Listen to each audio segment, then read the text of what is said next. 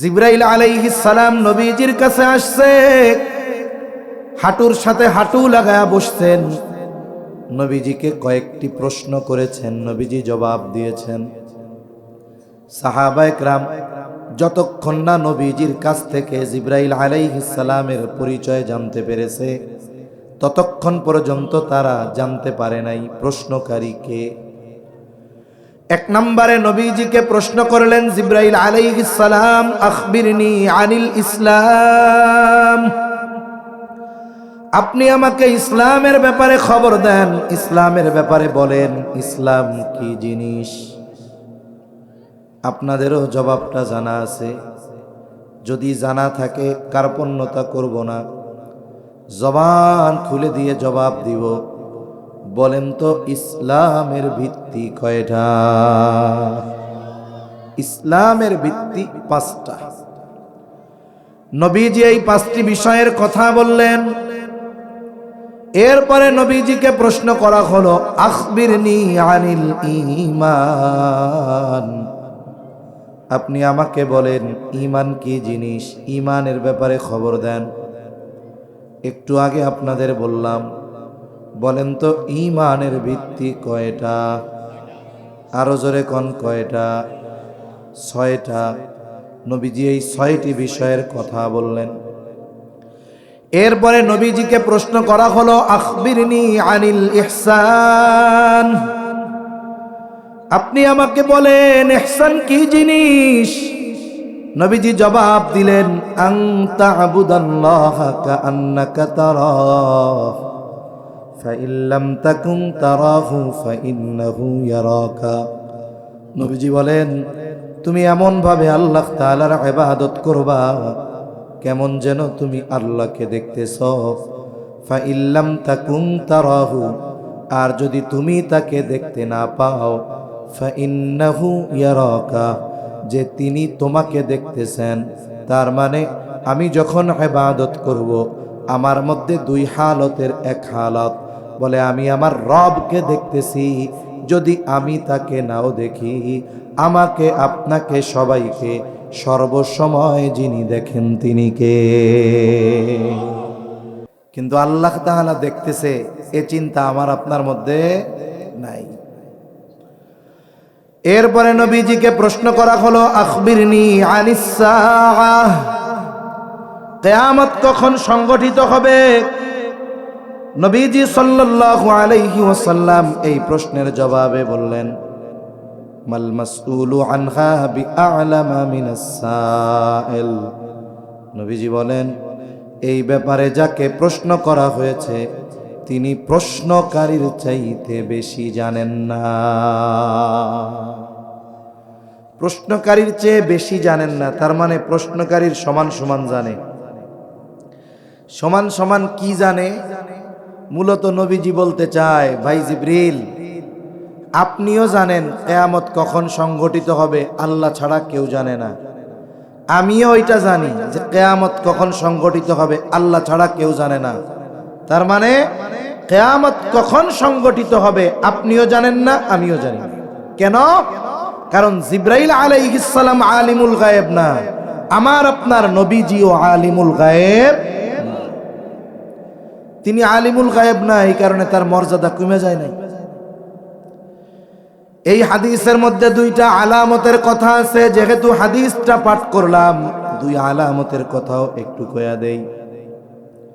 জিবরাইল আলাইহিস সালাম এবার প্রশ্ন করলো, তাহলে কিছু আলামত বলেন। নবীজি 1 নম্বরে আলামতের কথা বললেন, আন তালিদাল আমাতু রাব্বাতাহা। কিয়ামতের একটি আলামত, দাসী তার মনিবকে প্রসব করবে, গর্ভধারণ করবে, জন্ম দিবে দাসী। এর কয়েকটি ব্যাখ্যা আছে, মুহাদ্দিসিনে কেরাম কয়েকটি ব্যাখ্যা করেছেন। একটা ব্যাখ্যার কথা আমরা একটু আলোচনা করি। দাসী মনিবকে জন্ম দিবে, এর দ্বারা উদ্দেশ্য হলো যেই সন্তানকে মা গর্ভে ধারণ করেছে, যেই সন্তানকে মা কষ্টের উপর কষ্ট সহ্য করে জন্ম দিয়েছে, যেই সন্তানকে মা নিঃস্বার্থভাবে 2টা বছর দুধ পান করিয়েছে, ওই সন্তান এক সময় মায়ের সাথে সর্বোচ্চ অসৎ আচরণ করবে। তবে মুসলমান সমাজে মায়ের সাথে আচরণগত সর্বোচ্চ খারাপ ব্যবহার প্রদর্শিত হয়। দেখা যায় একজন মা সে সন্তানের চেহারার দিকে তাকায়া তার জীবন যৌবন সব কিছু শেষ করে দিয়েছে। ছেলের বয়স 2 বছর, বাবা মারা গেছে। বাবা মা শুধুমাত্র সন্তানের চেহারার দিকে তাকায়া আর কখনো বিবাহ বন্ধনে আবদ্ধ হয় না। চিন্তা করে আমার যদি বিবাহ হয়ে যায় আমি হয়তো অন্যের ঘরে গিয়ে আরামে থাকব, খাবারের অভাব হবে না, নিত্য প্রয়োজনীয় জিনিসের কোনো অভাব হবে না। কিন্তু আমার অনুপস্থিতিতে আমার এই কলিজার সন্তান মানুষের কাছে সর্বোচ্চ অবহেলার পাত্র হয়ে যাবে। এজন্য সন্তানের দিকে তাকিয়ে বিবাহ বন্ধনে আবদ্ধ হয় না। নিজে কষ্ট করে, মানুষের বাড়িতে কাজ করে, পরিশ্রম করে, মানুষের কটু কথা শ্রবণ করে, একটা উদ্দেশ্য আমার সন্তানটাকে যদি লেখাপড়া শিখায়া কোনো মতে একটু শহরে পাঠায়া দিতে পারি, আমার কষ্ট সব দূর হয়ে যাবে, আমার আনন্দের দিন ফিরে আসবে। এই আশায় মা কত কষ্ট ত্যাগ তিতিক্ষা স্বীকার করে সন্তানকে লেখাপড়া শিখায়া শহরে পাঠায়া দিল। সন্তানও বড় চালাক চতুর, অল্প দিনে অনেক সম্পদের মালিক হয়ে গেছে। এখন ওনার নামের সাথে যোগ হয়েছে সাহেব। বুঝেন নাই? ফকিন্নির ছেলে। আমি বলতেছি কাউরে খাটো করার জন্য না। আমাদের দেশে কিছু আছে না, কিচ্ছু নাই, কিন্তু দল পার্টি কইরা কয়দিন পরে টাকা পয়সা হয়ে গেছে, এখন নামের সাথে কি লাগায়? সাহেব। অমুক সাহেব, তমুক সাহেব। উনি এখন সাহেব হয়ে গেছে ঢাকা গিয়া। 5 তলা 7 তলা 10 তলা বাড়ির মালিক, সম্পদের অভাব নাই। কিন্তু যেই মায়ের কারণে তার আজকের এই অবস্থান, ওই মা পড়ে আছে ময়মনসিংহের এক প্রত্যন্ত অঞ্চলে, গ্রামের মধ্যে। 3 বেলা খাবার মতো খাবার নাই, থাকার মতো ভালো ঘর নাই, চিকিৎসা করার জন্য কোনো অর্থ নাই। মানুষের কাছে চেয়ে চিনতে জীবনটা অতিবাহিত হয়। যেই সন্তানটাকে গর্ভে ধারণ করলো, এত ত্যাগ সন্তানের জন্য স্বীকার করলো, সন্তান ওই মায়ের পরিচয় দিতে লজ্জা পায়। সন্তানের ওই 5 তলা 7 তলা বাড়ির গাছতলায়ও এই জনম দুঃখিনী মায়ের জায়গা হয় না। এমন সন্তান এদেশে কম না, হাজার হাজার আছে। আবার কত সন্তানের ব্যাপারে এমন শুনেছি, মা নিজের সম্পদ, বাবার বাড়ি থেকে পাওয়া সম্পদ সব সন্তানের পেছনে ব্যয় করেছে, লেখাপড়া শিখবে, বড় হবে। জাগতিক লাইনে সন্তান অনেক উচ্চ শিক্ষিত। আফসোসের ব্যাপার, এই মা সন্তানের বাসায় থাকে, তবে মায়ের মতো নয়, কাজের মহিলার মতো। যেই বেলা ঘর মুছে দেয়, কাপড় ধুয়ে দেয়, থাল বাসন ধুয়ে দেয়, ওই বেলা ছেলের বাসায় মায়ের খাবার জুটে। আর যদি অসুস্থতা আর বার্ধক্যের কারণে কাজ না করতে পারে, তাহলে ওই সন্তান যাকে পেটে ধারণ করেছে, 2 বছর দুধ পান করিয়েছে, ওই সন্তানের বাসায় তার নসিবে খাবার জুটে না। এইরকম সন্তান সময়ের সাথে সাথে বাড়তেছে না কমতেছে, এটা কিয়ামতের আলামত। এজন্য অনুরোধ করি আপনাদের কাছে, মা বাবা বড় এক নেয়ামত। মা বাবার সাথে খারাপ ব্যবহার কিয়ামতের আলামত তো আছেই, সাথে সাথে আল্লাহ তাআলা দুনিয়াতে সব পাপের শাস্তি দেওয়ার ক্ষেত্রে বিলম্ব করেন। হঠাৎ করে দিয়ে দেন না, বিলম্ব করেন, মরার পরে দিবেন। কিন্তু মা বাবার সাথে যদি কেউ অসৎ আচরণ করে, মায়ের সাথে খারাপ ব্যবহার করে, বলে এই পাপের শাস্তি দেওয়ার ক্ষেত্রে আল্লাহ বিলম্ব করেন না, ও দুনিয়ায় থাকতেই এই পাপের শাস্তি আল্লাহ তাকে দেওয়া শুরু করে। তাহলে এই লম্বা হাদিসের মূল কিছু অংশ বলা উদ্দেশ্য হলো এইটা, কিয়ামত কখন সংগঠিত হবে নবীজিও জানেন না, জিবরাইল আলাইহিস সালামও জানেন না, একমাত্র জানে কে? তবে নবীজি সাল্লাল্লাহু আলাইহি ওয়াসাল্লাম আমাদেরকে কিয়ামতের কিছু আলামতের কথা জানিয়ে দিয়েছেন। আমি ওই আলামত সম্পৃক্ত একটা হাদিস আপনাদের খেদমতে পাঠ করেছি। নবীজি বলেন 6টি বিষয়ের কথা এই হাদিসে বলেছেন। নবীজি জানিয়ে দেন এই 6টা বিষয় যতক্ষণ সংগঠিত না হবে ততক্ষণ পর্যন্ত কিয়ামত সংগঠিত হবে না। 6টা বিষয়, 6টা বিষয়, আরো অনেক আলামত আছে, তবে এই 6টা বিষয়ের কথা নবীজি বলছেন। এই 6টি বিষয় যতক্ষণ সংগঠিত না হবে ততক্ষণ পর্যন্ত কিয়ামত সংগঠিত হবে না। عن أبي هريرة رضي الله تعالى عنه قال قال رسول الله صلى الله عليه وسلم لا تقوم الساعة حتى يقبض العلم। নবীজি সাল্লাল্লাহু আলাইহি ওয়াসাল্লাম বলেন কিয়ামত ততক্ষণ সংগঠিত হবে না যতক্ষণ না ইলম উঠিয়ে না নেওয়া হবে। তার মানে কিয়ামতের আগে ইলম উঠিয়ে নেওয়া হবে। আর ইলমের উৎস হলো কোরআন আর সুন্নাহ, কোরআন আর হাদিস। এই বিষয়টাকে সামনে রেখে একটা সময় গ্রামের মানুষেরা বলা বলি করত যে আল্লাহ তাআলা কিয়ামতের আগে কোরআন হাদিস উঠায় নিয়ে যাবে। কি কইতো? কোরআন হাদিস আল্লাহ উঠায় নিয়ে যাবে কিয়ামতের আগে। তবে বাস্তবতা হলো আল্লাহ তাআলা কোরআন হাদিস কিয়ামতের আগে উঠায় নেবেন না। কোরআন হাদিস যদিও ইলমের উৎস, তবে ইলমের হেফাজত হয় আলেমদের মাধ্যমে। আল্লাহ তাআলা আলেমদের মাধ্যমে ইলমের হেফাজত করেন। কোরআন হাদিস থাকবে কিন্তু ইলম থাকবে না। কেন? কারণ আলেমরা ইলমের ধারক বাহক, ওই রকম আলেম এক সময় দুনিয়ায় থাকবে না। কিন্তু মানুষেরা বলা বলি করতো যে এক রাত্রিতে সারা পৃথিবীর হাফেজরা কোরআন ভুলে যাবে, কারো কোরআন মনে থাকবে না। কোরআন পড়তে যাবে, গিয়া দেখবে কোরআনের পাতা সব সাদা হয়ে গেছে। এমনটাও হবে না, বরং আল্লাহর নবী সাল্লাল্লাহু আলাইহি ওয়াসাল্লাম জানায় দেন ইন্নাল্লাহা লা ইয়াকবিদুল ইলমা ইনতিজাআন ইয়ানতাজিউহু মিনান নাস।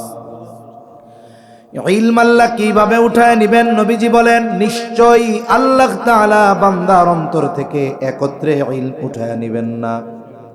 এমনটা হবে না গোটা পৃথিবীর সব মানুষ রাতারাতি কোরআন ভুলে যাবে। এমনটা হবে না পৃথিবীর মুফতি সাহেবরা সব মাসলা মাসাইল ভুলে যাবে। এমনটা হবে না মুহাদ্দিস সাহেবরা হাদিস ভুলে যাবে। তাহলে ইলম আল্লাহ কিভাবে উঠায় নিবে? নবীজি বলেন ওয়ালাকিন ইয়াকবিদুল ইলমা বিকবদিল উলামা, বরং আলেমদেরকে উঠিয়ে নেওয়ার মাধ্যমে আল্লাহ তাআলা ইলম উঠায় নিয়ে যাবে। কোরআন হাদিস থাকবে কিন্তু বোঝানোর মতো, আমল করার মতো মুত্তাকি আলেম এই দুনিয়াতে এক সময় একটাও থাকবে না। কিন্তু লেখা কোরআন থাকবে, লেখা হাদিস থাকবে। নবীজি সাল্লাল্লাহু আলাইহি ওয়াসাল্লাম আর হাদিসের মধ্যে বলেন ইউশিকু আন ইয়াতিয়া আলান নাসি জামান লা ইয়াবকা মিনাল ইসলামি ইল্লা ইসমুহু ওয়া লা ইয়াবকা মিনাল কুরআনি ইল্লা রাসমুহু মাসাজিদুহুম আমিরাতুন ওয়া হিয়া খারাবুম মিনাল হুদা। নবীজি বলেন অচিরেই এমন এক জামানা আসবে, এমন এক সময় আসবে যখন ইসলাম নামে থাকবে, বাস্তবে প্র্যাকটিক্যাল আমলে ইসলাম থাকবে না। আমাদেরকে যদি জিজ্ঞাসা করা হয় আমাদের ধর্মের নাম কি, কোন তো আমাদের দিন কি? জোরে বলেন। আমাদের দিন, আমরা মুসলিম, আমরা মুসলমান ঠিক, তবে ইসলাম নামাই না মুসলমান। আমরা বলি আমাদের দিন ইসলাম, তবে বাস্তবে প্র্যাকটিক্যালে আমলে ইসলাম নাই। আর ইসলাম হলো দিন। দিন মানে কি? শুধু নামাজ, রোজা, হজ, যাকাত? দিন মানে হলো জীবন ব্যবস্থা। জীবন ব্যবস্থা কি? বলে একেবারে জন্ম থেকে নিয়ে মৃত্যু, সংসার থেকে নিয়ে রাষ্ট্র, যত কিছু আছে সব কিছুর সমাধান ইসলামে আছে না নাই? জোরে বলেন, আছে না নাই? এটা আমরা বিশ্বাস করি তো? বিশ্বাস কারা করি? হাত উঁচা করেন। নারায়ে তাকবীর, নারায়ে তাকবীর। মাশাআল্লাহ, হাত নামান। এটা হলো ঈমান। এই যে বিশ্বাস করি, এটা কি? ঈমান। এরপরে নবীজি বলেন, ওয়ালা ইয়াবকা মিনাল কুরআনি ইল্লা রাসমুহু। কোরআন শুধু লেখায় থাকবে, বাস্তবে আমলে থাকবে না। কোরআন শুধু তিলাওয়াত করে সওয়াব অর্জনের কিতাব নয়, বলে কোরআন হলো হুদাল লিল মুত্তাকিন। কোরআন হলো মুত্তাকিনদের জন্য পথপ্রদর্শক, মুমিনদের জন্য কোরআন হলো অরিজিনাল সংবিধান। এই কোরআনের আমল এক পাশে রাখেন, তিলাওয়াত তো এখন নাই। তিলাওয়াত আছে? নাই। আগে একটা সময় আমরা দেখছি ছোটবেলায়, আমার এখনো মনে আছে, আগে এক সময় মানুষেরা এশার নামাজের পর পর ঘুমায়া যাইত। তখন কারেন্ট ছিল না, মোবাইল ছিল না, ইন্টারনেট ছিল না, কিন্তু শান্তিময় এক জীবন ছিল। মানুষ ঘুমায়া যাইত এশার পর, লম্বা রাত, ঘুম ভেঙে যাইত সুবহে সাদিকের 1-1.5 ঘন্টা আগে। তার মানে সেহরির টাইম শেষ হইতে আরো 1.5 ঘন্টা আছে। মহিলারা উঠে যাইত রাতের আধারে। ওই সময়ের নারীরা হয়তো অনেকে বোরকা পরতো না, কিন্তু নিজেদেরকে পরপুরুষ থেকে সরায়া রাখত, পরপুরুষের দৃষ্টি থেকে বেঁচে থাকত। এবার তারা ওই রাতের আধারে বাড়ির উঠানটা ঝাড়ু দিয়া দিত। অনেকের বাড়ির সামনে দিয়া রাস্তা, আমাদের অঞ্চলে বলে বাহির বাড়ি, এগুলাও ঝাড়ু দিয়ে দিত। পুরুষদেরকে এসে ডাক দিত, এখনো সুবহে সাদিক হতে আধা ঘন্টা বাকি। ওযু করে বাড়ির বড় বড় মানুষ যারা ছিল, এরা তাহাজ্জুদের নামাজে দাঁড়ায়া যাইত। তাহাজ্জুদের নামাজ আদায় করত তারা। ইতিমধ্যে মসজিদের মিনার থেকে ফজরের আজানের আওয়াজ। মহিলারা তো যায় নামাজেই আছে, ওই অবস্থাতে তারা ফজরের নামাজ আদায় করে নিত। আর বাড়ির পুরুষেরা অন্যান্য যারা আছে সবাইকে জাগায়া দিত, উঠো উঠো, চলো চলো, নামাজে চলো। আর আমরা মসজিদের দিকে রওনা হতাম, কোরআন নিয়ে, কায়দা নিয়ে, সিপারা নিয়ে ফজর পড়তাম, আর দীর্ঘ সময় মক্তবে পড়ে এরপরে বাড়ি ফিরতাম। যেহেতু আজানের 40-45 মিনিট পরে নামাজ, মহিলারা এই সময়ের মধ্যে নামাজ, কোরআন তিলাওয়াত, জিকির আজগার, তাসবিহ তাহলিল সব মহিলাদের কমপ্লিট।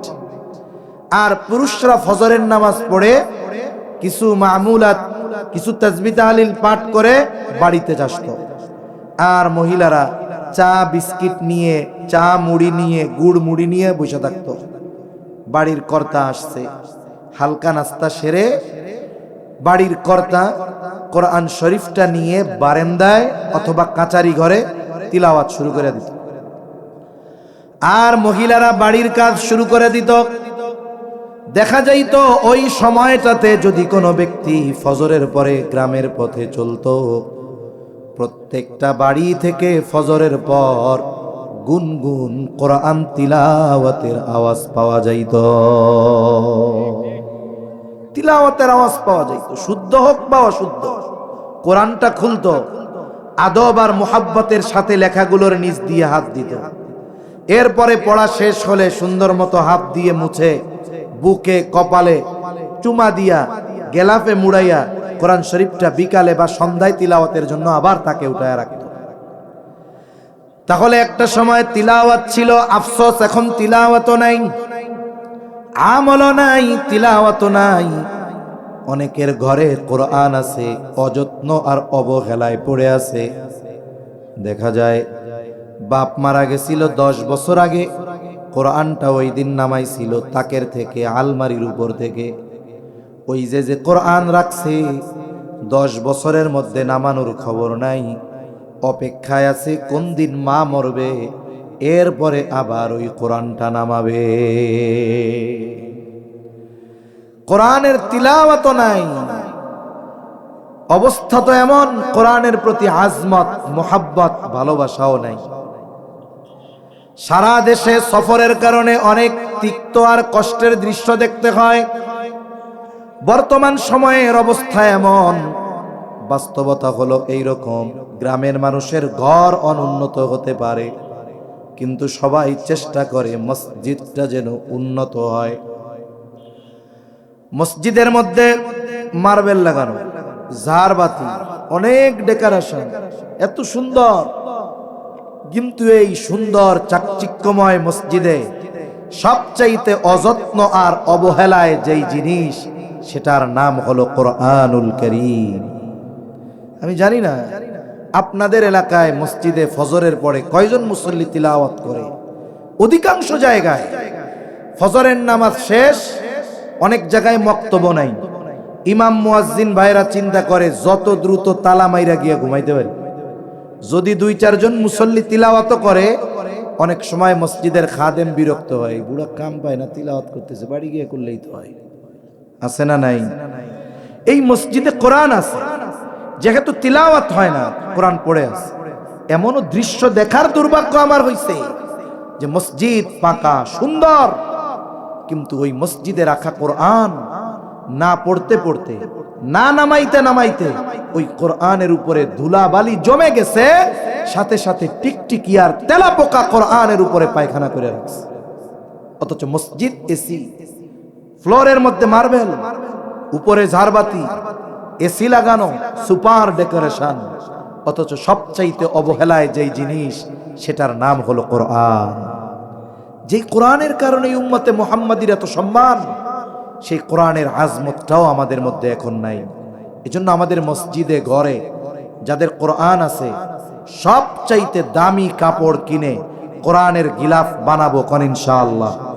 গায়ে যদি 300 টাকা গজের থাকে, বাজার থেকে 500 টাকা গজের কাপড় কিনে কোরআনের গিলাফ বানাবো।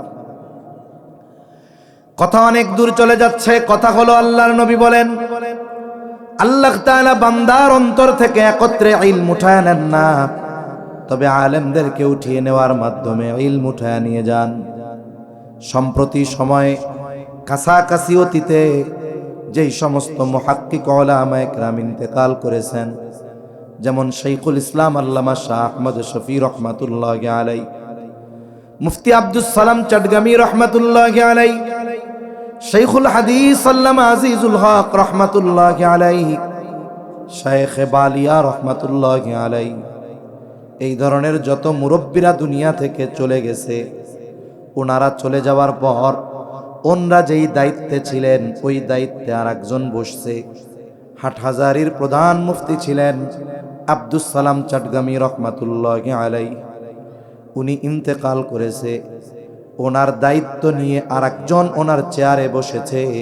কিন্তু বলেন তো, আব্দুস সালাম চটগামি রহমাতুল্লাহি আলাইহির যেই ইলম আর তাকওয়া আর যোগ্যতা, এখন যিনি আছেন তিনিও যোগ্যতা সম্পন্ন, কিন্তু এনার ইলম তাকওয়া আর যোগ্যতা আব্দুস সালাম চটগামি রহমাতুল্লাহি আলাইহির সমপরিমাণ হবে নাকি? হবে না। যারা চলে গেছে তাদের অবস্থান এই জায়গায়, যারা আছে তাদের অবস্থান এই জায়গায়। তাইলে এনারা যখন চলে যাবে, এরপরে যারা থাকবে তাদের অবস্থান এই জায়গায়। এভাবে হতে হতে এই সংখ্যাটা শূন্যতে পৌঁছিয়ে যাবে। তখন কোরআন হাদিসের লেখা থাকবে, কিন্তু বোঝার মতো, বোঝানোর মতো, এর গভীরতা উপলব্ধি করার মতো, মানুষকে ওই উপলব্ধিটা বোঝানোর মতো মানুষ এ দুনিয়ায় থাকবে। নবীজি এর পরে বলেন, তখন মানুষেরা জাহেলদেরকে ধর্মীয় নেতা হিসাবে গ্রহণ করবে, মানুষেরা ওই জাহেলের কাছে গিয়ে ফতোয়া জিজ্ঞাসা করবে, জাহেল ফতোয়া দিয়ে দিবে। নবীজি বলেন, ফতোয়া প্রদানকারী আর ফতোয়া অনুসরণকারী উভয়ে পথভ্রষ্ট হয়ে যাবে। তাহলে এক নম্বর কথা, কিয়ামতের আগে আল্লাহ ইলম উঠিয়ে নিবেন। যতক্ষণ না ইলম উঠিয়ে না নেওয়া হবে, কিয়ামত হবে না। তার মানে ইলম যদি দুনিয়ায় থাকে, কিয়ামত আমাদের থেকে দূরে থাকবে। এখন আমাদের করণীয় কি? এক নম্বর, উলামায়ে কেরাম যারা আছেন দুনিয়াতে এখন, তাদের নেক হায়াত চেয়ে আল্লাহর কাছে দোয়া করা। দুই নম্বর, ইলমের চর্চা হয় কোথায়? বলে মাদ্রাসায়। এই মাদ্রাসাগুলোর প্রতি আমাদের যত্নবান হওয়া দরকার। এই যে মাদ্রাসাতুল আকসা যেই ভাইয়েরা প্রতিষ্ঠা করেছেন, ওনাদেরকে আল্লাহ তাআলা জাগতিক অনেক সম্পদ দিছে। ওনারাও যদি চাইতেন আরাম আয়েশ ভোগ বিলাসে দুনিয়ার হায়াত কাটিয়ে দিতে পারতেন।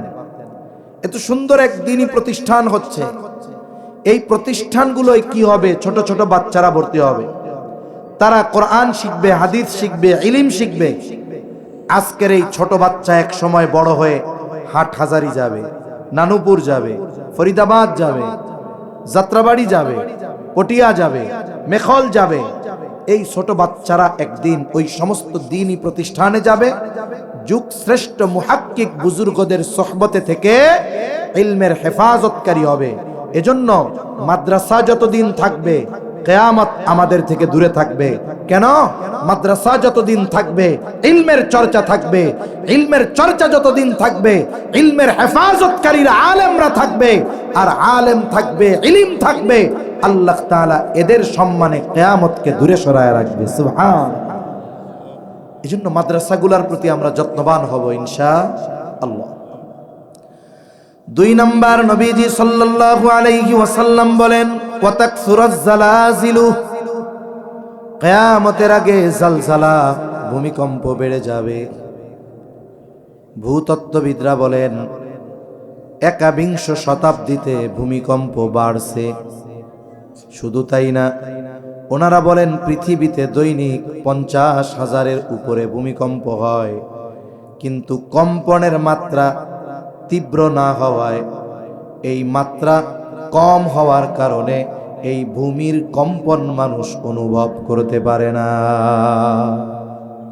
ভূমিকম্প মানুষ অনুভব করতে পারে না, কিন্তু মাঝে মধ্যে যখন একটু কাঁপাকাঁপি বেশি হয় তখন অবস্থা খারাপ হয়ে যায়। ভূমিকম্প হওয়ার কারণ হিসাবে ভূতত্ত্ববিদরা বলেন টেকটনিক প্লেটের নড়াচড়ার কারণে ভূমিকম্প হয়। এই যে পৃথিবীর স্থলভাগ, এটা একসাথে লাগানো না, এটা আলাদা আলাদা করা আছে, যেটাকে বলে ফল্ট লাইন। বিশাল একটা ফল্ট লাইনকে কেন্দ্র করে একটা প্লেট আলাদা। যেমন আমরা আছি ইন্ডিয়ান প্লেটে, আমাদের পাশে ইউরেশিয়া প্লেট, আর এক পাশে বার্মা প্লেট। তা এই জমিন একটা অংশ আর একটা অংশের সাথে হালকা হালকা ধাক্কা লাগে, ঘষাঘষি লাগে, একটা একটারে চাপ দেয়। চাপ দেওয়ার ফলে কি হয় জানেন? এই চাপের কারণে পাহাড়ের উচ্চতা বাড়ে, প্রতি বছর কিছু কিছু বাড়ে। এই চাপের মাত্রা মৃদু, কিন্তু এর ক্ষতি বড় ভয়াবহ। যখন চাপের মাত্রাটা বেশি হয়, ধাক্কার মাত্রা বেশি হয়, ঘর্ষণের মাত্রা বেশি হয়, তখন ওই যে ঢাকা শহরে ভূমিকম্প যেদিন হয়েছিল, বেশি 5.7 মাত্রার আমরা ছিলাম ঢাকায়। কি পরিস্থিতি! মুহূর্তের ভিতরে মানুষের আর্তনাদ, সব রাস্তায় নেমে গেছে। বিল্ডিংটা এরকম তাকায় দেখতেছি, ভাবতেছি এই বুঝি মাথার উপরে ছাদ ভেঙে পড়ে। 5.7 মাত্রার ভূমিকম্প। এই ভূমিকম্প জমিনে সংগঠিত একটি মুসিবত, বিপর্যয়। এমন এক বিপর্যয়, অনেক সময় কিছু বিপর্যয়ের খবর আগের থেকে দেওয়া যায়, কিন্তু ভূমিকম্প এমন এক বিপর্যয়, এর কোনো পূর্বাভাস দেওয়ার কোনো সুযোগ পাওয়া যায় না। মনে করেন যদি এমন হয় ঘূর্ণিঝড় হবে, আবহাওয়াবিদরা অনেক সময় কি খবর দেয় যে ঘূর্ণিঝড়টি বঙ্গোপসাগরের উপকূল থেকে 1000 কিলোমিটার দক্ষিণে আছে। 1000 কিলোমিটার দক্ষিণে আছে এখনো। তা আগামীকাল সকাল নাগাদ এই ভূমিকম্প উপকূলে আঘাত হানতে পারে। এই যে আনুমানিক একটা সম্ভাবনা বলে, এটা কেন বলে? ঝড়ের গতি আর দিক নির্ণয় করে তারা বলতে পারে যে সম্ভবত ওই সময় ঘূর্ণিঝড়টা উপকূলে আশ্রয় পড়তে পারে। তখন কি হয়? উপকূলে যারা বসবাস করে তাদের নিরাপদে সরায়া আনে, সতর্কতা সংকেত দেখানো হয়। কিন্তু ভূমিকম্প এমন এক মুসিবত, বলে সংঘটিত হওয়ার 1 সেকেন্ড আগেও পৃথিবীর কোনো প্রযুক্তি বলতে পারে না একটু পরে ভূমিকম্প হবে। এখন এই ভূমিকম্প হওয়ার মূল কারণ কি? ভূতত্ত্ববিদরা বলতেছে টেকটনিক প্লেটের নড়াচড়ার কারণে হয়। আর আমার আল্লাহ কি বলেন? আল্লাহ বলেন, যাহারাল ফাসাদু ফিল বাররি ওয়াল বাহরি বিমা কাসাবাত আইদিন নাস।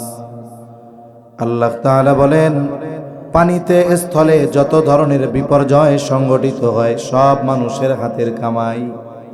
তার মানে ভূমিকম্প হওয়ার কারণ হলো আমাদের পাপ, আমাদের অন্যায়। এই পাপ আর অন্যায়ের কারণে ভূমিকম্প হয়। আল্লাহ তাআলা বলেন, লিউযীকাহুম বা'দাল্লাযী আমিলু লাআল্লাহুম ইয়ারজিউন।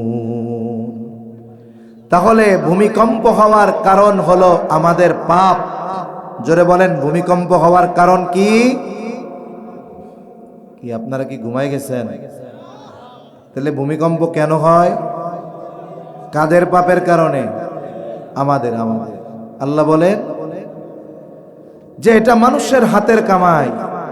তবে যেই পরিমাণ পাপ আমরা করি ওই পরিমাণ পাপের শাস্তি আল্লাহ আমাদেরকে দেন না।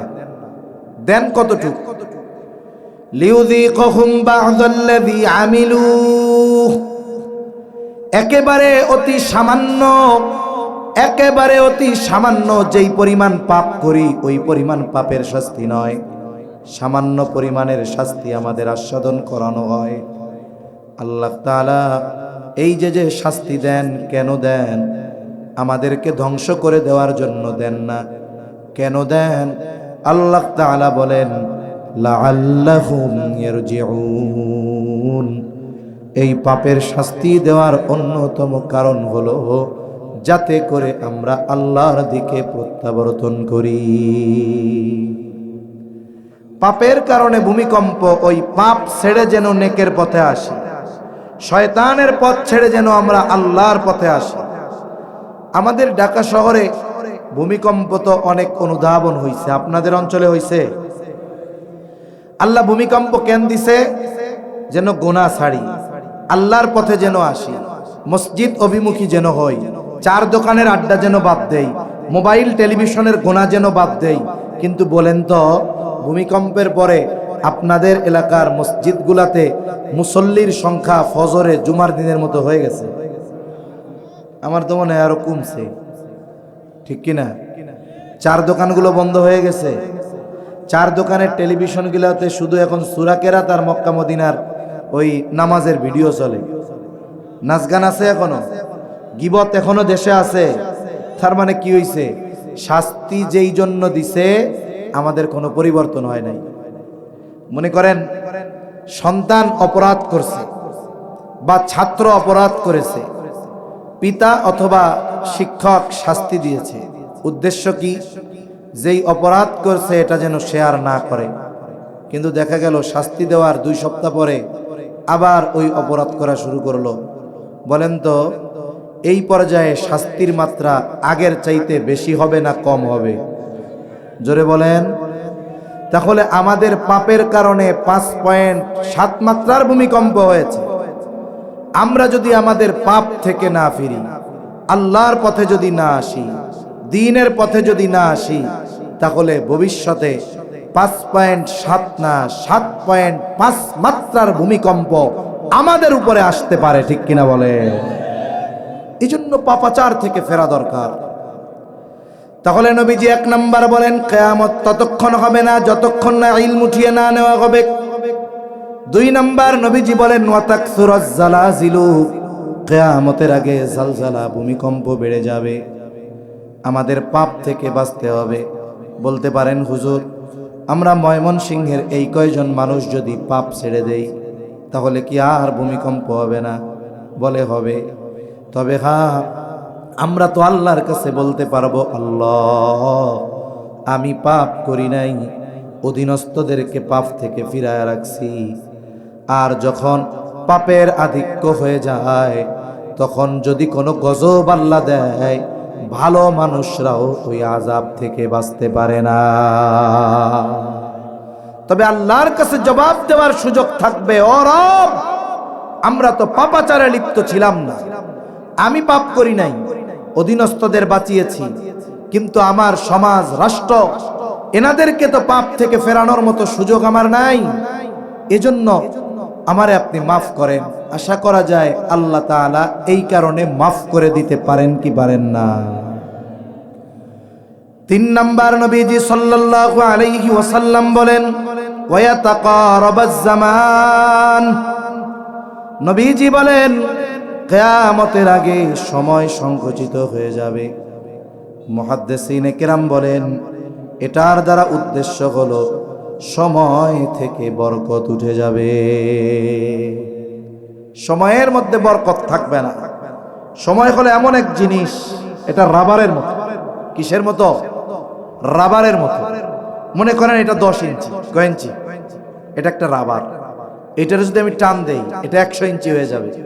তা 100 ইঞ্চি হওয়ার পরে, এই রাবারটা লম্বা হওয়ার পরে আপনারা কেউ বলবেন যে না, এটা এখন স্বর্ণ হয়ে গেছে? কি বলবেন? রাবারই আছে। বলে সময় হলো রাবারের মতো। ব্যক্তি তার আমল কর্মের মাধ্যমে সময়কে প্রলম্বিত করতে পারে, আবার ব্যক্তি তার কর্মের মাধ্যমে সময়কে সংকুচিত করে ফেলতে পারে। এই পৃথিবীর অন্যতম আলেমে দ্বীন জাস্টিস মুফতি তকি উসমানী দামাত বারকাতুহুমুল আলিয়া হযরত সময়ের মূল্যায়ন নিয়ে বয়ান করতে গিয়ে বলেন যে সময় হলো মানুষের কর্মের মাধ্যমে এটা প্রলম্বিত হয়, বরকতময় হয়, আর মানুষের কর্মের মাধ্যমে এটা সংকুচিত হয়ে যায়, বরকত শূন্য হয়ে যায়। তাহলে আমরা আমাদের সময়গুলোকে যদি নেকের কাজে কাটাই, আমাদের সময়ের মধ্যে বরকত দিবেন কে?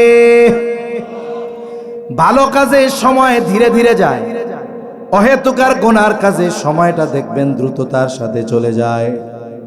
অনেক সময় মসজিদে যদি ইমাম সাহেব কেরাতটা লম্বা করে, অন্যান্য দিন ইমাম সাহেবের 10 মিনিট নামাজে লাগে, আজকে যদি 15 মিনিট লাগে, কেরাতটা যদি একটু লম্বা হয়, বলেন তো ইমামের এই কেরাত লম্বার কারণে মুসল্লিরা ইমাম সাহেবকে একটা সিগন্যাল দেয়। সিগন্যাল, বলেন তো কি দিয়া সিগন্যাল দেয়? তার মানে কয়, হুজুর কেরাত তো লম্বা করেন, ছোটখাটো করেন। এবার ইমাম সাহেবকে সিগন্যাল দেওয়া হয়, ইমাম সাহেব চিন্তা করে কি হইল, একটু পরে নামাজ শেষ। অন্যান্য দিন 10 মিনিট লাগছে, আজকে 15 মিনিট। বেশি লাগছে কয় মিনিট? জোরে কন্যা, কয় মিনিট? 5 মিনিট।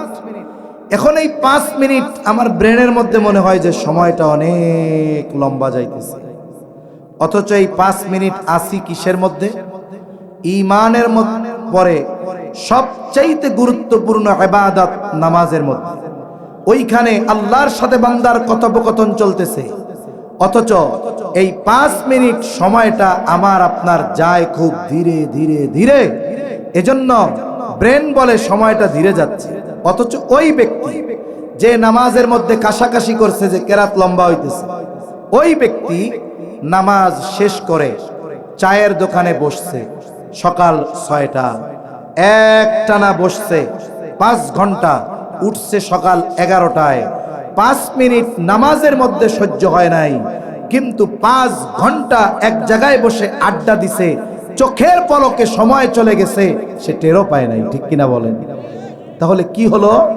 বলে এই সময়টা বরকত শূন্য, এজন্য দ্রুততার সাথে চলে গেছে। আমরা আমাদের সময়গুলোকে যদি ভালো কাজে কাটাই, সময় বরকতময় হবে, লম্বা হবে।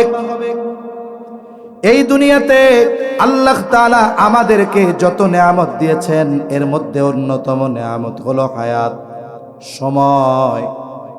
কত বড় নেয়ামত, এখন বুঝতেছি না মূল্য, হয়তো যখন বুঝবো তখন করার কিছু থাকবে না। রাসূলুল্লাহ সাল্লাল্লাহু আলাইহি ওয়াসাল্লাম বলেন, মানুষ মারা যাওয়ার পরে কথা বলে, কোনো সন্দেহ নাই।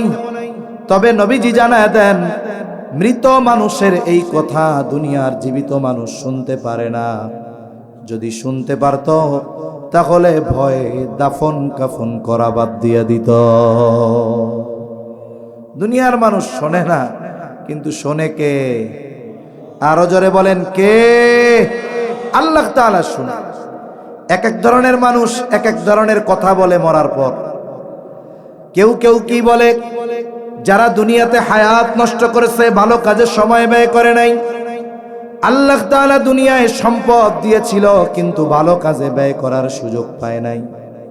ওই লোকগুলো মৃত্যুর পরে আল্লাহর কাছে ফরিয়াদ করে বলে, ফায়াকুলা রব্বি লাউলা আখরতানি ইলা আজালিন করিব ফাআসাদ্দাক ওয়া আকুম মিনাস সালিহিন। ওই লোকগুলো বলবে, ও রব, আমাকে যদি সামান্য সময়ের জন্য অবকাশ দেওয়া হইতো, কিছু সময়ের জন্য যদি আবার দুনিয়ায় যাওয়ার সুযোগ দেওয়া হইতো। দুনিয়ায় তো হরেক রকমের কাজে ব্যস্ত ছিলাম, সম্পদ তো দিয়েছিলেন, সদকা করতে পারি নাই। ফাআসাদ্দাক, যদি একটু অবকাশ দিতেন আমি গিয়ে সদকা করতাম। ও রব, হায়াত তো দিয়েছিলেন, ভালো কাজ করতে পারে নাই, আপনি যদি আবার একটু সুযোগ দিতেন, ওয়া আকুম মিনাস সালিহিন, আমি সৎ কর্মশীলদের অন্তর্ভুক্ত হয়ে যাইতাম। তার মানে আমি নেকের কাজ করতাম, ভালো কাজ করতাম। বলেন তো, মৃত্যুর পরে ওই ব্যক্তি যত করুণার সাথে আল্লাহ তাআলার কাছে একটু সময় প্রার্থনা করুক না কেন, আল্লাহ তাআলা একটা সেকেন্ডের জন্য ওই ব্যক্তিকে পুনরায় দুনিয়ায় আসার সুযোগ দিবে নাকি? অথচ যেই জিনিসটার মূল্য বুঝে আল্লাহর কাছে ফরিয়াদ করবে, সেই হায়াত আমরা যারা বেঁচে আছি আমাদের আছে না নাই? জোরে কোন আছে না নাই? তাহলে একটু চিন্তা করা দরকার যে এ হায়াত আমি কোথায় ব্যয় করতেছি, এ সময় আমি কোথায় ব্যয় করতেছি। চিন্তা করার দরকার আছে না নাই? শুনুন, হাজার হাজার কোটি টাকার মালিক, সেও 1000 টাকা খরচ করার আগে চিন্তা ভাবনা করে যে আমি এটা খরচ করতেছি কেন করব, হিসাব করে। 1000 কোটি টাকার চাইতে হায়াতের দাম বেশি না কম? জোরে বলেন, বেশি না কম? হায়াতের দাম অগণিত বেশি। যদি আমরা বেঁচে থাকি, সম্পদ উপার্জন করা যাবে যদি হায়াত থাকে, কিন্তু যদি হায়াত ফুরিয়ে যায়, 1000 কোটি নয়, গোটা পৃথিবীর সব সম্পদ দিয়ে একটা সেকেন্ড হায়াত কেনা যাবে? জোরে বলেন, যাবে? তাহলে আমাদেরকে চিন্তার দুয়ারে করাঘাত করা দরকার যে আল্লাহর দেওয়া এই নিয়ামত হায়াত আমরা আমাদের কাজের মাধ্যমে বরকত শূন্য করে ফেলতেছি। কেউ চায়ের দোকানে বসে, কেউ গিবতের মজলিসে বসে, কেউ টেলিভিশনের সামনে বসে, কেউ মোবাইলের সামনে বসে, কেউ ফেসবুক ইউটিউবের মাধ্যমে আল্লাহর দেওয়া এই দামি নিয়ামত হায়াত আমরা নষ্ট করে ফেলতেছি। প্রতিজ্ঞাবদ্ধ হন নিজের সাথে, আজকে থেকে আমি আমার সময়গুলোকে অহেতু মন্দ আর গুনার কাজে ব্যয় করব না। জবান খুলে বলেন ইনশাআল্লাহ। আল্লাহ তৌফিক দান করেন। 4 নাম্বার, নবীজি সাল্লাল্লাহু আলাইহি ওয়াসাল্লাম বলেন, ওয়া তাযহারাল ফিতান, কিয়ামতের আগে ফিতনা প্রকাশ পাবে। এখানে উদ্দেশ্য হলো দাজ্জালের ফিতনা। দাজ্জাল যতক্ষণ আগমন না করবে কিয়ামত সংগঠিত হবে না। দাজ্জালের ফিতনা হবে এই উম্মতের জন্য সবচাইতে বড় মুসিবতের ফিতনা। তবে নবীজি উম্মতের প্রতি বড় রহম দিল। উম্মতকে নবীজি আমল শিখায় দিয়ে গেছেন, সূরা কাহাফের আমল। নবীজি বলেন, জুমার দিন যারা সূরা কাহাফ তিলাওয়াত করবে, আল্লাহ তাআলা ওই তিলাওয়াতকারীকে দাজ্জালের ফিতনা থেকে হেফাজত করবে। সূরাটা তো বেশ বড়, সবার জন্য পড়া তো কঠিন। নবীজি আর এক হাদিসের মধ্যে বলেন, যেই ব্যক্তি জুমার দিন সূরা কাহাফের 10 আয়াত তিলাওয়াত করবে, আল্লাহ রাব্বুল আলামিন ওই ব্যক্তিকে দাজ্জালের ফিতনা থেকে হেফাজত করবে। কয় আয়াত? জোরে বলেন। প্রথম 10 আয়াত এক পৃষ্ঠাও না।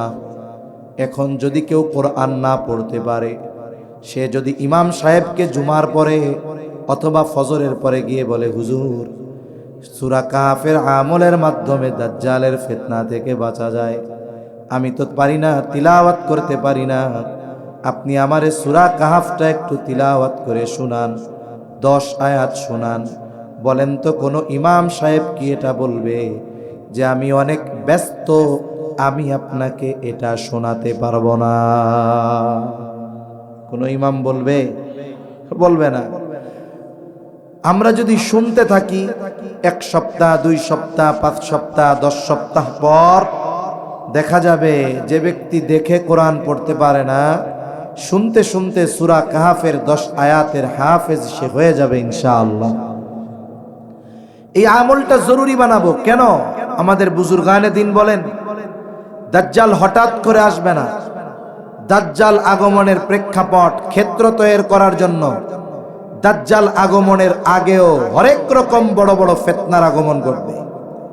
ওই ফিতনাগুলাও বড় বড় ফিতনা, মানুষের সত্য মিথ্যা পার্থক্য করা কঠিন হয়ে যাবে, হক বাতিল নির্ণয় করা কঠিন হয়ে যাবে।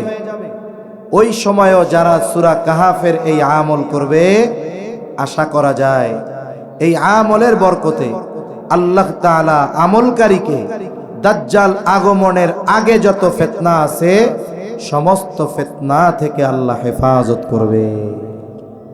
তাহলে আমলটা করব তো ইনশাআল্লাহ।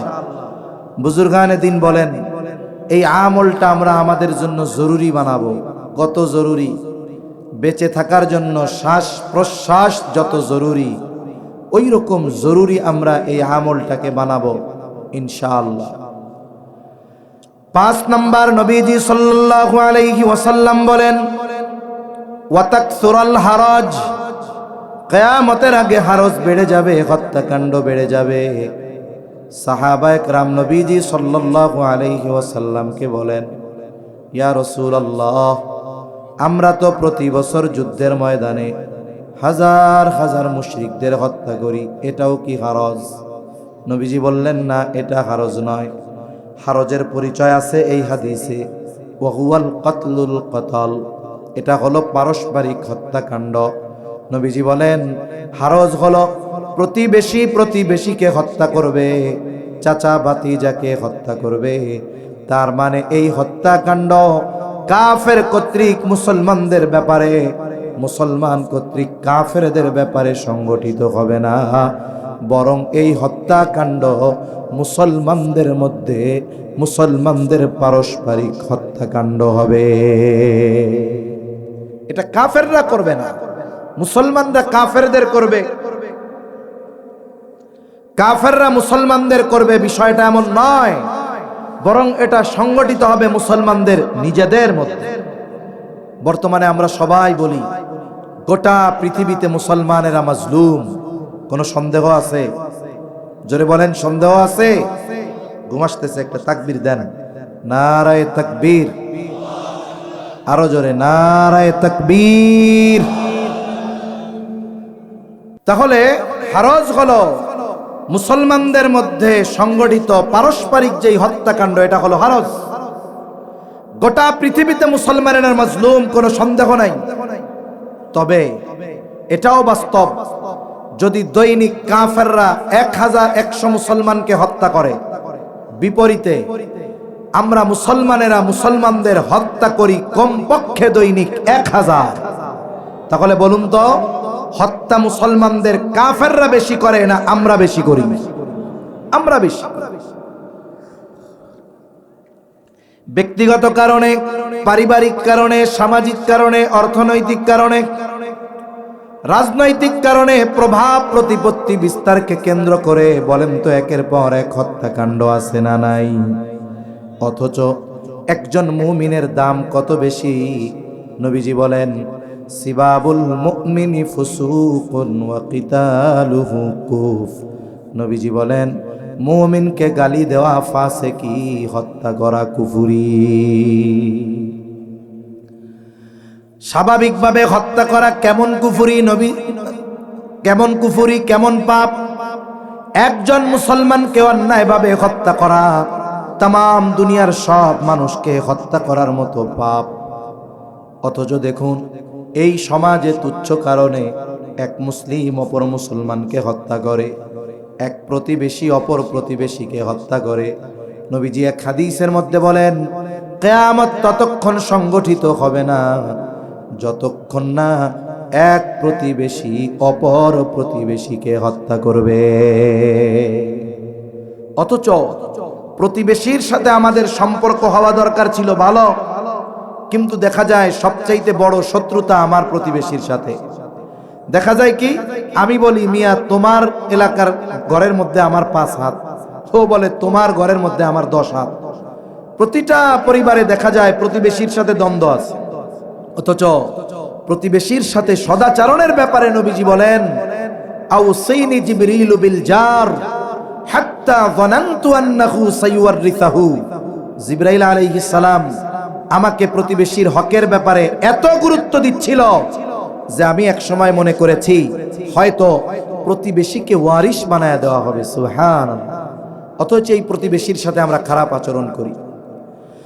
তাহলে নবীজি বলেন, সিবাবুল মুমিনি ফুসুকুন ওয়া কিতালুহু কুফ। মুমিনকে গালি দেওয়া ফাসিকি, হত্যা করা কুফরি।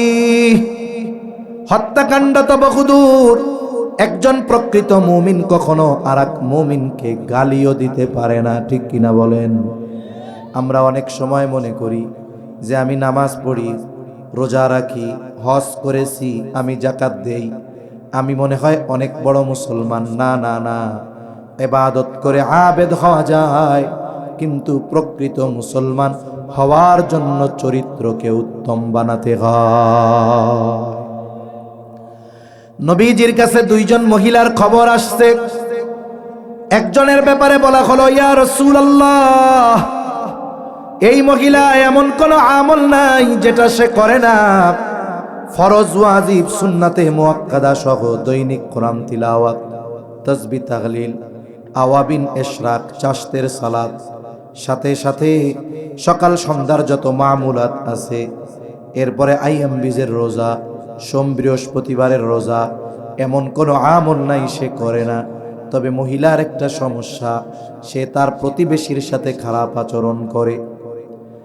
আরেকজন মহিলার ব্যাপারে বলা হলো, ইয়া রাসূলুল্লাহ, এই মহিলা অনেক আমল করে না, যা না করলেই নয় এর বেশি সে করে না। 5 ওয়াক্ত নামাজ পড়ে, ওয়াজিব সুন্নাতে মুআক্কাদাগুলো আদায় করে, আর কোনো আমল নাই। তবে সে তার প্রতিবেশীর সাথে ভালো ব্যবহার করে। নবীজিকে জিজ্ঞাসা করা হলো, এই 2 জনের মধ্যে কে উত্তম? নবীজি জবাব দিলেন, যেই মহিলা তার প্রতিবেশীর সাথে ভালো ব্যবহার করে। তার মানে ইবাদত করলো, সে আবেদ, কিন্তু তার আখলাক ভালো না, মুসলমানকে কষ্ট দেয়, এই ব্যক্তি ভালো মানুষ, উত্তম মানুষ হতে পারে। এজন্য মনে রাখতে হবে, আমি মুসলমান। প্রকৃত মুসলমানকে নবীজি বলেন, আল মুসলিমু মান সালিমাল মুসলিমুনা মিন লিসানিহি ওয়া ইয়াদিহি। প্রকৃত মুসলমান হলো সে যার জবান আর হাতের অনিষ্ট থেকে অপর মুসলমান থাকে নিরাপদ। এখন আমি নামাজ কালাম সব করি, ইবাদতের কোনো অভাব নাই, আমলের কোনো অভাব নাই, কিন্তু আমি মানুষকে কথার দ্বারা কষ্ট দেই, আমি মানুষকে ক্ষমতা ব্যবহার করে কষ্ট দেই। আমি ইবাদত করে আবেদ হতে পারি, কিন্তু আমি প্রকৃত মুসলমান হতে পারি না। মুসলমান হওয়ার জন্য আমার জবানকে নিয়ন্ত্রণ করতে হবে। জবান নিয়ন্ত্রণ গুরুত্বপূর্ণ এক জিনিস। নবীজি বলেন, তোমরা 2টো জিনিস হেফাজতের গ্যারান্টি দাও, আমি তোমাদেরকে জান্নাতের গ্যারান্টি দিয়ে দিব। একটা হলো লজ্জাস্থান হেফাজতের গ্যারান্টি দাও, আর একটা হলো জিহ্বা, উভয় চোয়ালের মধ্যবর্তী গোশতের টুকরা, এই জবান নিয়ন্ত্রণের গ্যারান্টি দাও। নবীজি বলেন, আমি তোমাদেরকে জান্নাতের গ্যারান্টি দিয়ে দিব। সুবহানাল্লাহ। অথচ আজকে দেখুন, আমরা আর এক মুসলমান ভাইকে তুচ্ছ কারণে, জাগতিক কারণে কথার দ্বারা কষ্ট দেই। আরে ভাই, যে যে দলের হোক, যে যে মতের হোক, যদি আমাদের রব একজনই হয়, আমাদের কালিমা যদি একটাই হয়, আমাদের নবী যদি একজনই হয়, তাহলে জাগতিক কারণকে সামনে এনে আর এক মুসলমান ভাইকে কথার দ্বারাও কষ্ট প্রকৃত মুসলমান দিতে পারে না, ঠিক কিনা বলে? যদি আমরা শুধু আচরণে একটু সহমর্মিতা প্রদর্শন করতে পারতাম, মানুষের সাথে ভালো ব্যবহার করতে পারতাম, তাহলে সমাজে সংগঠিত আমার মনে হয় 60% অরাজকতা, বিশৃঙ্খলা মুহূর্তের মধ্যে দূর হয়ে যেত, ঠিক কিনা বলে? কিন্তু আমরা জবানের নিয়ন্ত্রণ করতে পারতেছি না। তবে আমাদের হিসাব করা দরকার, মা ইয়ালফিযু মিন কাউলিন ইল্লা লাদাইহি রাকীবুন আতীদ। আমি যেই কথাগুলো বলতেছি, আমার উচ্চারিত প্রত্যেকটি কথা সংরক্ষণ করার ব্যবস্থা করে রেখেছেন কে? আরো জোরে বলেন কে? আল্লাহ। সেজন্য আজকে থেকে দৃঢ় প্রতিজ্ঞাবদ্ধ হই, আমি যেই হই না কেন, সম্পদওয়ালা হই, ক্ষমতাওয়ালা হই, আমি যা হই না কেন, আমি আজকে থেকে আমার আর এক মুসলমান ভাই, সে আমার দলের না হোক, সে আমার পক্ষের না হোক, কিন্তু সে তো মুসলমান ভাই, আমি তাকে আমার জবান দিয়ে কথার দ্বারাও একটা কষ্ট দিব না, করেন ইনশাআল্লাহ। একটু নিয়ন্ত্রণ করেন, দেখবেন সমাজের মধ্যে সম্প্রীতি বাড়বে, হৃদ্রতা বাড়বে, ভালোবাসা বাড়বে, এই সমাজের বিশৃঙ্খলা দূর হবে। 6 নাম্বার, নবীজি সাল্লাল্লাহু আলাইহি ওয়াসাল্লাম বলেন, হাত্তা ইয়াকসুরা ফীকুমুল মালু ফায়াফিদু। কিয়ামত ততক্ষণ পর্যন্ত সংগঠিত হবে না যতক্ষণ না মানুষের মাল সম্পদ উপচিয়ে না পড়বে। মুহাদ্দিসিনে কেরাম বলেন, এই অবস্থা হবে তখন ঈসা আলাইহিস সালামের পুনরাগমন হবে। ঈসা আলাইহিস সালামের মূল আগমন হয়ে গেছে, পরে হবে এটা পুনরাগমন। উনি দুনিয়ায় আসবেন, দাজ্জালকে হত্যা করবেন, এরপরে উনি গোটা পৃথিবী ব্যাপী কোরআন আর ইসলামের দাওয়াত তিনি পৌঁছায়া দিবে। হুজুর আসছে নাকি? হ্যাঁ, কোরআন আর ইসলামের দাওয়াত তিনি পৌঁছিয়ে দিবেন গোটা পৃথিবীতে। ওনার উপরে এক কিতাব নাজিল হইছে, ইনজিল। উনি ইনজিলের দাওয়াত দিবেন না, উনি খ্রিস্ট ধর্মের দাওয়াত দিবেন না, উনি দাওয়াত দিবেন কোরআনের, উনি দাওয়াত দিবেন ইসলামের। গোটা পৃথিবী ব্যাপী ইসলাম পৌঁছিয়ে যাবে, গোটা পৃথিবীর আনাচে কানাচে ইসলাম পৌঁছিয়ে যাবে। কি হুজুর আসছে?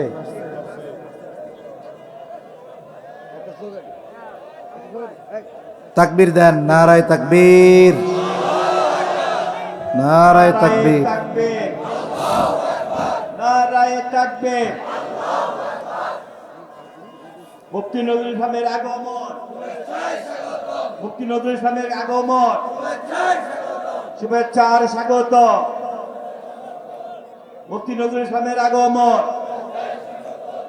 শুভেচ্ছার স্বাগত।